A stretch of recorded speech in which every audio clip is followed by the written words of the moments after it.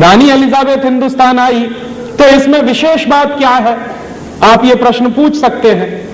तो रानी एलिजाबेथ का आना हमारे देश में एक विशेष दुर्घटना को बताता है।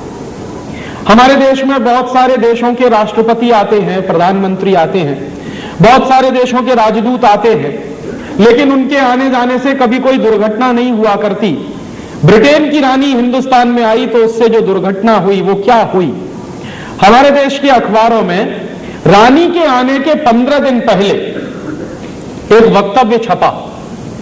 माने सितंबर के अंतिम सप्ताह में, शायद 25 से 27-28 सितंबर के बीच का कोई दिन था, तो एक वक्तव्य छपा हमारे देश के प्रधानमंत्री का। तो हमारे देश के प्रधानमंत्री ने कहा कि ब्रिटेन की रानी एलिजाबेथ को भारत में आने की कोई जरूरत नहीं है। तो ब्रिटेन की रानी एलिजाबेथ को भारत में आने की जरूरत नहीं है, यह बात हिंदुस्तान के सभी अखबारों में छपी, और ना सिर्फ हिंदुस्तान के अखबारों में छपी बल्कि दुनिया के कई देशों के अखबारों में यह बात छपी। जब यह बात लंदन के अखबारों में भी छपी तो लंदन के वहां के कई सांसद हैं, वहां की जो पार्लियामेंट है, लंदन की जो संसद है, ब्रिटेन की जो संसद है, वहां के बहुत सारे सांसदों ने एक स्टेटमेंट किया।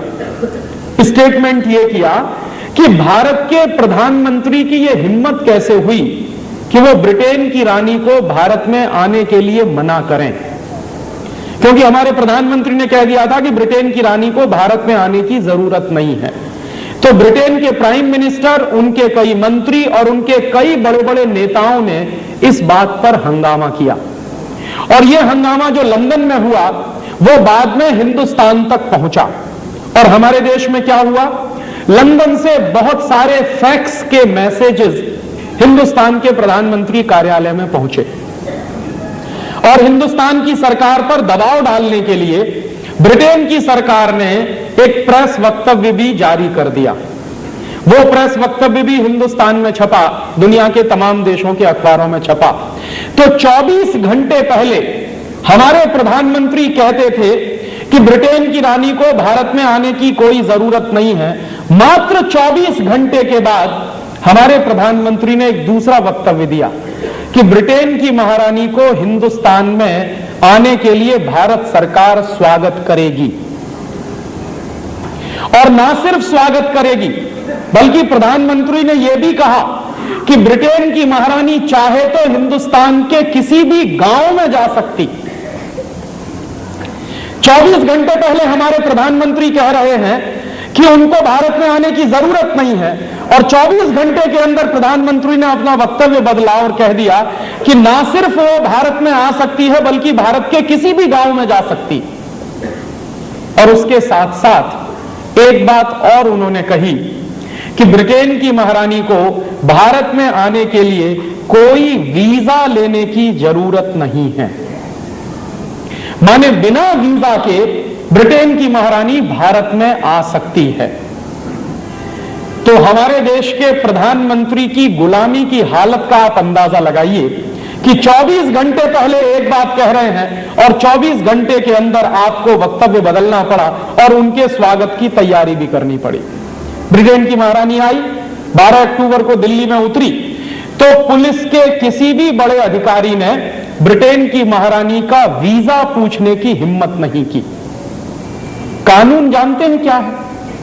कानून यह है कि आप दुनिया के किसी भी देश में बिना वीजा के जा नहीं सकते, और अगर आप कभी गलती से अमेरिका जाएं और आपके पास वीजा ना हो तो दो ही बातें होंगी आपके साथ, या तो अमेरिका की जेल में पकड़कर आपको बंद कर दिया जाएगा या किसी हवाई जहाज से वापस आपको हिंदुस्तान भेज दिया जाएगा। ठीक इसी तरह से दुनिया के किसी भी देश का प्रधानमंत्री और राष्ट्रपति हमारे देश में आता है तो उसको वीजा लेना पड़ता है। औपचारिकतावश सरकार वीजा इशू करती है और बिना वीजा के किसी भी देश में जाने की परमिशन नहीं होती है। हमारे देश के राष्ट्रपति और प्रधानमंत्री जब दूसरे देशों में जाते हैं तो उनको भी वीजा लेना ही पड़ता है।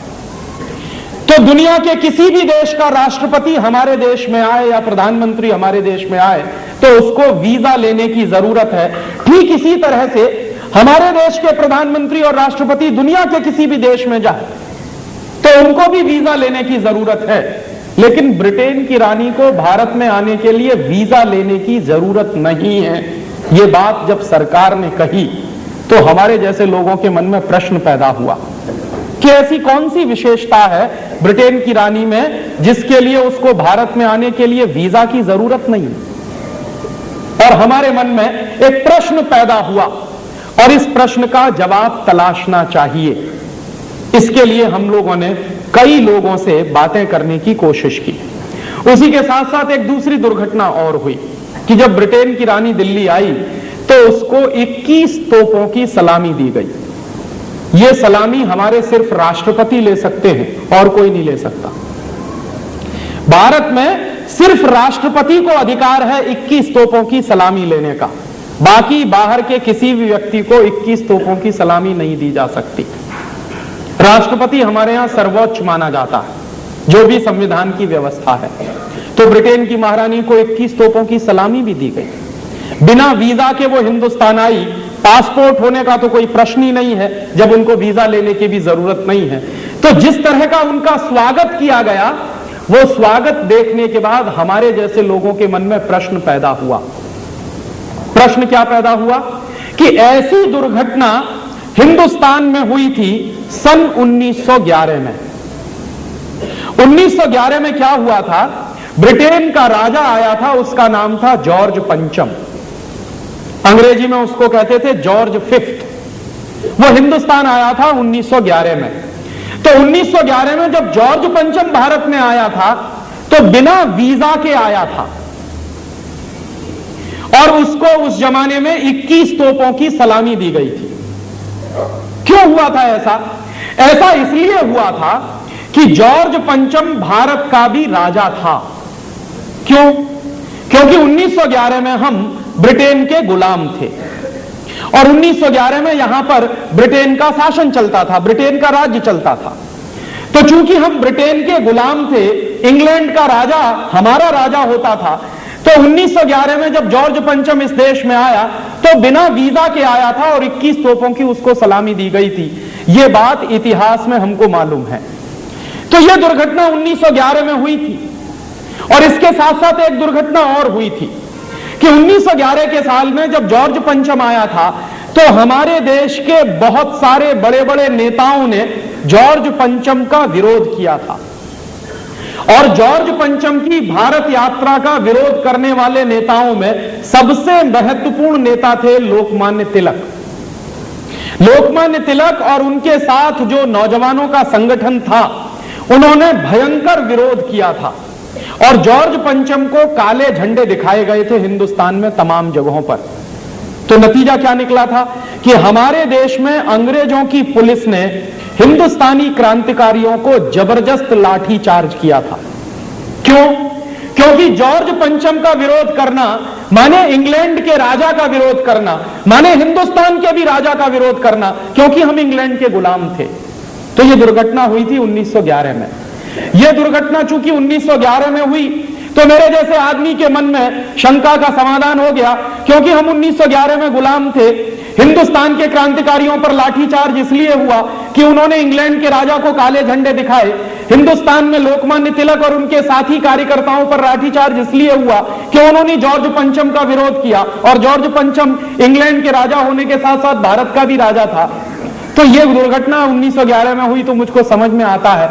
लेकिन वही दुर्घटना अगर आजादी के 50 साल के बाद 1997 में भी हो तो मन में प्रश्न उठता है।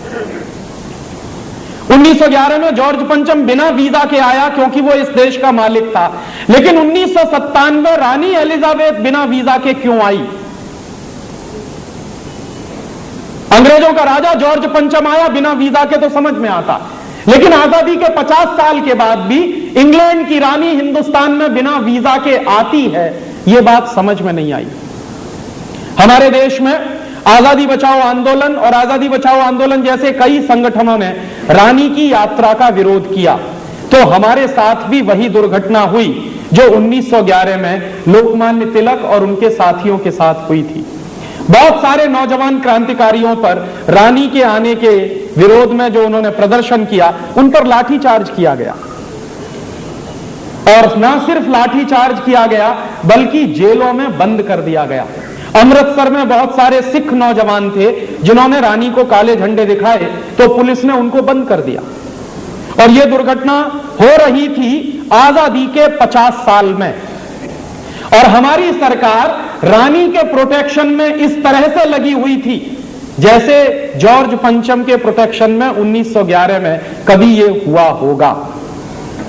तो यह जो दुर्घटना हुई हमारे देश में, इस दुर्घटना के पीछे कोई बहुत बड़ा कारण है, यह जानना चाहिए। हम लोगों ने उस दिशा में प्रयास शुरू किया। मेरे एक वकील दोस्त हैं, सुप्रीम कोर्ट में प्रैक्टिस करते हैं। मैंने उनसे पूछा कि भारत में ब्रिटेन की महारानी आए और उसको बिना वीजा के भारत में घुसने की परमिशन मिले, इस बात की कोई लीगल वैलिडिटी है क्या? तो उस वकील ने मुझे कहा कि हां राजीव भाई, इस बात की पूरी लीगल वैलिडिटी है कि ब्रिटेन की रानी को भारत में आने के लिए वीजा लेने की जरूरत नहीं है। तो मैंने उन वकील से कहा कि यह सिर्फ एक स्थिति में होता है, ऐसी लीगल वैलिडिटी एक ही स्थिति में होती है। और वह स्थिति क्या होती है कि मान लीजिए आप जब हिंदुस्तान से अमेरिका जाएं या इंग्लैंड जाएं या फ्रांस जाएं या किसी भी देश में जाएं और वापस अपने देश में लौटें तो आपको वीजा नहीं पूछा जाएगा, आपका पासपोर्ट भी चेक नहीं किया। क्यों? क्योंकि आप अपने ही देश में वापस लौट रहे हैं। तो आप जिस देश के नागरिक हैं उसी देश में जब आप वापस लौटते हैं तो आपको ना तो वीजा पूछा जाता है ना पासपोर्ट पूछा जाता है। तो मैंने मेरे वकील दोस्त से कहा कि ब्रिटेन की रानी को अगर वीजा नहीं पूछा गया, पासपोर्ट नहीं पूछा गया, तो मैं ये मानूं क्या कि ब्रिटेन की महारानी हिंदुस्तान की नागरिक है? तो उन्होंने कहा कि हां ऐसा है। तो मेरे तो होश उड़ गए। मैंने कहा आप क्या कह रहे हैं? उन्होंने कहा मैं बिल्कुल ठीक कह रहा हूं। तो मैंने कहा कि अगर ब्रिटेन की महारानी हिंदुस्तान की नागरिक है और इस बात की लीगल वैलिडिटी है तो हमारी आजादी का मतलब क्या है? एक तरफ हम कहते हैं आजादी के 50 साल, एक तरफ हम कहते हैं भारत की स्वर्ण जयंती आजादी की, और दूसरी तरफ ब्रिटेन की महारानी हिंदुस्तान की अगर नागरिक है तो इस आजादी का मतलब क्या है? तो उन्होंने कहा कि तुम लोगों को शायद मालूम नहीं है कि हमें आजादी नहीं मिल पाई है अभी तक। तो मैंने कहा कि आप क्या कह रहे हैं? तो उन्होंने कहा कि मैं सच कह रहा हूं, एक कानून है, उसको अगर तुम पढ़ोगे तो तुमको समझ में आएगा कि भारत अभी तक आजाद नहीं हुआ है। तो मैंने कहा वो कौन सा कानून है? तब उन्होंने मुझे बताया कि 1947 के साल में एक कानून बना था जिसका नाम है इंडियन इंडिपेंडेंस एक्ट, और यह कानून बना था 4 जुलाई 1947 को, माने 15 अगस्त से लगभग 10-15 दिन पहले। तो यह कानून बना था हमारे देश में आजादी के पहले, और इस कानून का नाम है इंडियन इंडिपेंडेंस एक्ट। उस कानून के आधार पर ब्रिटेन की महारानी अगर हिंदुस्तान में आएगी तो उसको वीजा लेने की जरूरत नहीं है। तो मैंने कहा कि वो कानून आप मुझे दे सकते हैं पढ़ने के लिए? तो उन्होंने कहा मेरे पास तो उसकी कॉपी नहीं है। तो मैंने कहा कहां से मिलेगी? तो उन्होंने कहा कोशिश करो भारत की संसद की लाइब्रेरी में मिल जाए, तुमको पार्लियामेंट की लाइब्रेरी में मिल जाए। हम लोगों ने बहुत कोशिश की, नहीं मिल पाई। फिर दूसरी एक कोशिश की तो उसमें थोड़ी सफलता मिली।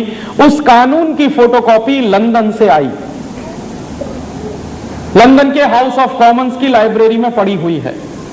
तो वहां से वो कॉपी आई और सबसे पहले हम लोगों ने वो कानून को पढ़ने की कोशिश की। तो उसमें लिखा हुआ है, पूरे कानून की बातें 70-80 पन्नों में हैं, लेकिन कानून के प्रियम्बल में बहुत साफ साफ लिखा हुआ है। एक वाक्य लिखा है, 4 जुलाई 1947 को पारित हुए इंडियन इंडिपेंडेंस एक्ट में, और यह कानून पारित क्यों किया गया है? भारत की आजादी के लिए यह कानून पारित किया गया ब्रिटेन की पार्लियामेंट में। माने हमको आजादी मिल रही है तो हमारी आजादी का कानून विदेशी संसद में पारित हुआ है, और अगर हमारी आजादी का कानून एक विदेशी संसद ने पारित किया है तो वो विदेशी संसद अगर उस कानून को वापस ले ले तो हमारी आजादी का क्या होगा? क्योंकि जो संसद कानून पारित करती है वही संसद उस कानून को वापस भी ले सकती। तो मान लीजिए 4 जुलाई 1947 को वो कानून पारित हुआ है लंदन में, तो कल को वो लंदन की पार्लियामेंट से वापस हो जाए तो हमारी आजादी के सामने पूरा प्रश्न चिन्ह लग जाएगा। दुर्भाग्य हमारा आपका जानते हैं क्या है कि हम आजाद भी हुए हैं तो ये कानून अंग्रेजों ने तय किया है, हमने तय नहीं किया है। हमारी आजादी के बारे में हमने तय नहीं किया है। वो कानून क्या है? 4 जुलाई 1947 को लंदन की पार्लियामेंट में जो कानून पारित हुआ है उसके प्रियम्बुल में एक वाक्य लिखा हुआ है। उस वाक्य का अंग्रेजी में क्या भाषांतर है? After 15th August 1947 India and Pakistan will be 2 dominion states. 15 अगस्त 1947 के बाद भारत और पाकिस्तान 2 डोमिनियन स्टेट्स बनेंगे। डोमिनियन स्टेट्स का माने क्या होता?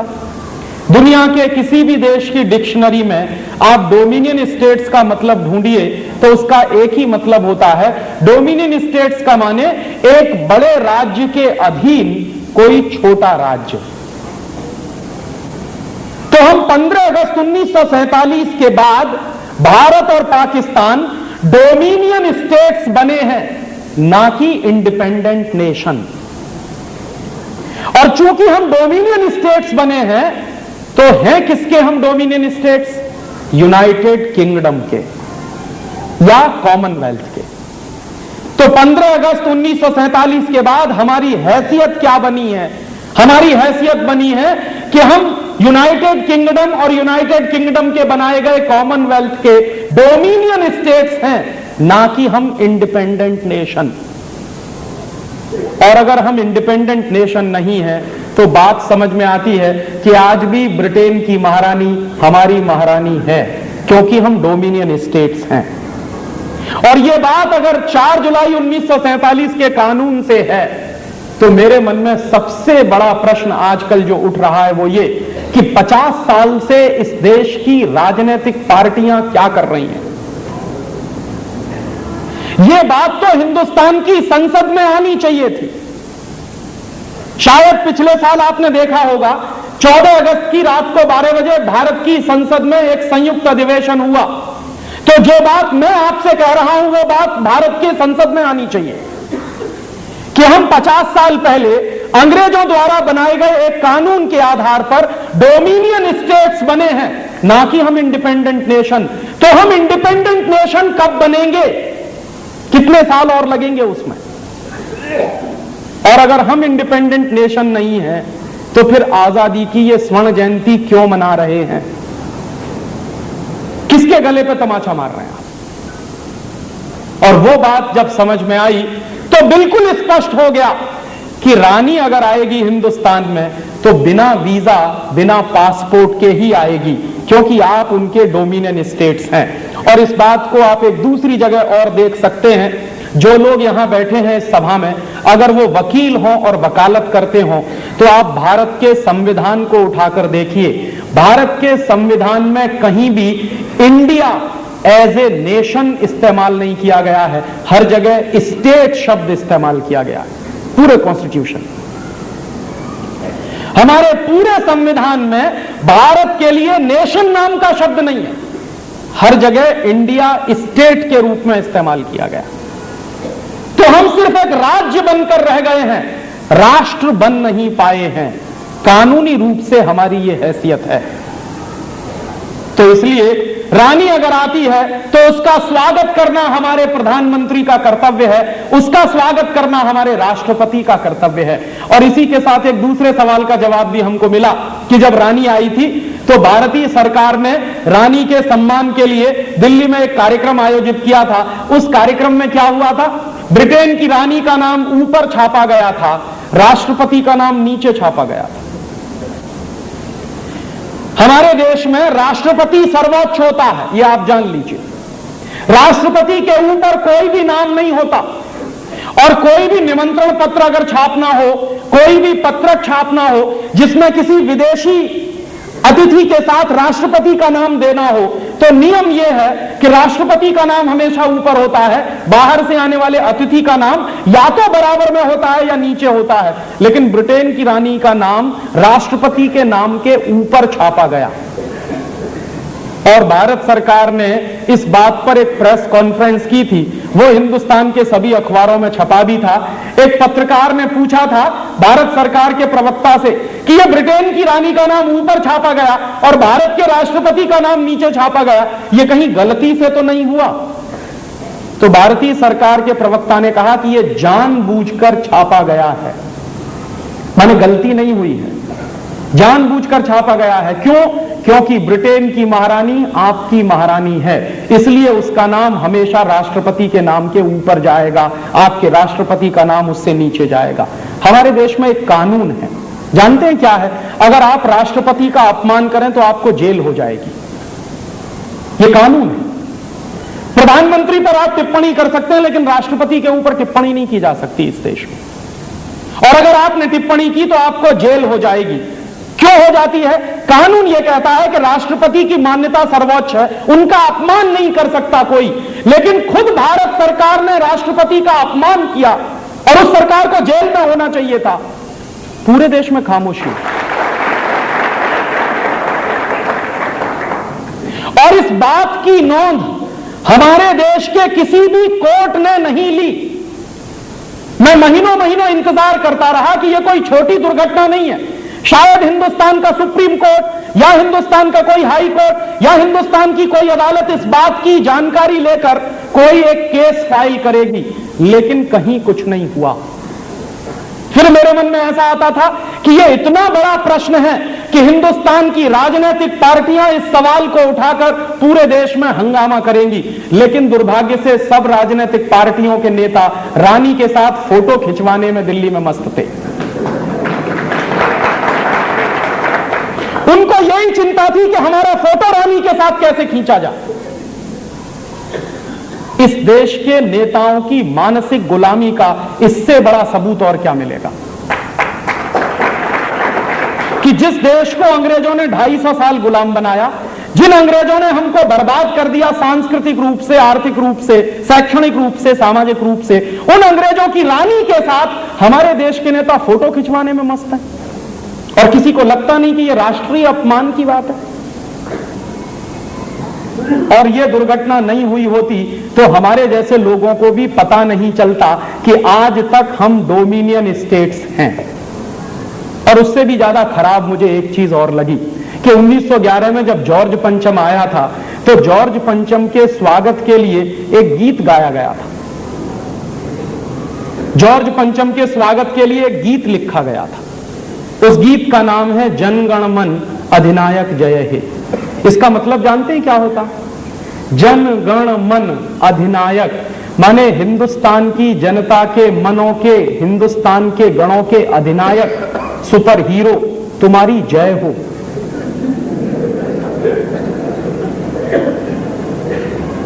जनगण मन अधिनायक जय है। भारत भाग्य विधाता, तुम भारत के भाग्य विधाता हो। माने जो देश को बर्बाद करने में लगा हुआ है, जो जॉर्ज पंचम, और जिस जॉर्ज पंचम की सरकार से पूरा हिंदुस्तान बर्बाद कर दिया गया, उसके स्वागत में कोई गीत लिख रहा है, कह रहे हैं भारत भाग्य विधाता। पंजाब सिंध गुजरात मराठा द्राविड़ उत्कल बंद, विंध्य हिमाचल यमुना गंगा उच्छल जल तिरंग। माने जिस देश में पंजाब है, सिंध है, गुजरात है, मराठा है, इतनी बड़ी बड़ी पर्वतमालाएं हैं, उनके नाम लेते हुए ऐसी नदियां हैं, उन सबकी तरफ से तब शुभ आशीष मांगे, हम तुम्हारे लिए आशीष मांग रहे हैं, दुआएं कर रहे हैं। गाए तब जय गाथा, तुम्हारी ही जय के गीत गा रहे हैं हम। जनगण मंगलदायक जय, भारत भाग्य विधाता। माने तुम भारत के भाग्य विधाता हो, तुम्हारी मंगल कामनाएं करते हुए हम ये गीत गा रहे हैं। ऐसी चाटुकारिता का हिंदुस्तान में दूसरा नमूना नहीं मिलेगा आपको। आपने सुना होगा हमारे देश के इतिहास में कुछ जगहों पर वर्णन किया गया है। क्या वर्णन किया गया है? हमारे देश में राजाओं के दरबार में कुछ चारण और भाट कवि हुआ करते थे। तो ये जो चारण और भाट कवि हुआ करते थे, ये क्या करते थे? राजाओं के जयगान गाने के लिए गीत लिखा करते थे।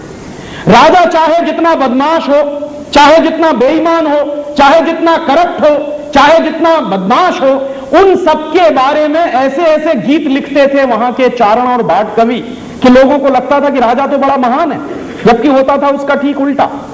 तो राजा क्या किया करता था कि जब चारण और भाट कवियों के गीतों से राजा प्रसन्न होता था तो इनाम दिया करता था। क्या इनाम मिलते थे? जो चारण और भाट कवि जितनी ज्यादा चाटुकारिता करते थे किसी राजा की, उनको एस्टेट मिल जाती थी, जागीरें मिल जाती थी, सोने की असरफियां मिल जाती थी, सोने चांदी के कुछ जेवरात मिल जाया करते थे। तो इस तरह का सारे देश में चला करता था। ठीक उसी तरह के चारण और भाट कवि ने हिंदुस्तान में एक गीत लिख दिया ब्रिटेन के राजा जॉर्ज पंचम के स्वागत में। तो जानते हैं इनाम क्या मिला? उस कवि को नोबेल प्राइज दिलवा दिया। 1911 में यह गीत लिखा और 1914 में रविंद्रनाथ टैगोर को नोबेल प्राइज मिल गया। क्यों? क्योंकि ब्रिटेन के राजा की इतनी चाटुकारिता तो ब्रिटेन में कभी उन्होंने नहीं सुनी होगी जो हमारे देश में की कुछ लोगों। और हमारा और आपका दुर्भाग्य जानते हैं क्या है? हमारा और आपका दुर्भाग्य कि जो गीत लिखा गया था जॉर्ज पंचम के स्वागत के लिए, उसका चरण गान गाने के लिए, वही गीत हमारे देश में राष्ट्रीय गीत मान लिया गया। बहुत बार कांग्रेस के अंदर इस बात पर बहस हुई, वो कांग्रेस जो आजादी के पहले, आज की नहीं। तो बहस यह होती थी कि यह गीत नहीं चलने वाला है, और चलता भी नहीं था। ज्यादातर दो ही गीत गाए जाते थे, या तो वंदे मातरम गाया जाता था या गाया जाता था झंडा ऊंचा रहे हमारा विजयी विश्व तिरंगा प्यारा। ये गीत तो आपके देश की आजादी मिलने के बाद, आजादी नहीं कहता मैं, तथाकथित आजादी मिलने के बाद आपके देश में चालू किया गया राष्ट्रगीत के रूप में। ये हम सबकी कमनसीबी है कि जो गीत हमको गाना पड़ता था अंग्रेजों की चाटुकारिता में, वही गीत अभी फिर गाया गया था 12 अक्टूबर 1997 को रानी एलिजाबेथ के सम्मान में। और जिस देश की प्रजा और जिस देश के प्रजाजन और जिस देश की नीतियां बनाने वाले लोग ये तय नहीं कर सकते कि गुलामी के पहले के गीत हम नहीं गाएंगे और उनको हम राष्ट्रगीत नहीं बनाएंगे, उस देश की आजादी के बारे में मतलब क्या है? इसलिए अक्सर हम लोग सारे देश में एक बहस चला रहे हैं कि क्या सच में आजादी मिल गई है? अगर आजादी मिल गई होती तो उस जमाने के गुलामी के गीत को क्यों गाना पड़ता? और हमारा दुर्भाग्य जानते हैं क्या है? 50 साल पूरे देश में बहस चली, तब जाके संसद में अभी वंदे मातरम गाना शुरू किया गया। उसके पहले तो वो भी नहीं गाया जाता था। जो वंदे मातरम हिंदुस्तान की आजादी का प्रतीक रहा, जिस वंदे मातरम को गाते हुए लाखों करोड़ों शहीदों ने फांसी के फंदे को चूमा, जिस वंदे मातरम को कहते हुए हिंदुस्तान के करोड़ों लोग शहीद हुए, अंग्रेजों की गोलियां खाकर मरे, लाठियां खाकर मरे, अंग्रेजों के अत्याचार खाकर मरे, उस वंदे मातरम को हिंदुस्तान की पार्लियामेंट में गाने में 50 साल लग गया हमको। ये देश की आजादी के लक्षण है। क्योंकि जो देश आजाद होता है किसी गुलामी से, वो देश अपनी गुलामी वाली व्यवस्थाओं को आगे नहीं चलाया करता। ठीक है, हम 250 साल गुलाम हो गए थे अंग्रेजों के, लेकिन अंग्रेजों की 250 साल पुरानी व्यवस्थाओं को हम क्यों चलाएंगे आजादी के बाद? यह मूल प्रश्न है, और इसी मूल प्रश्न पर हम लोगों को गंभीरता से सोचना पड़ेगा कि क्या हम सचमुच आजाद हुए हैं। मेरा ऐसा मानना है, हमारा ऐसा मानना है कि अभी आजादी आना बाकी है।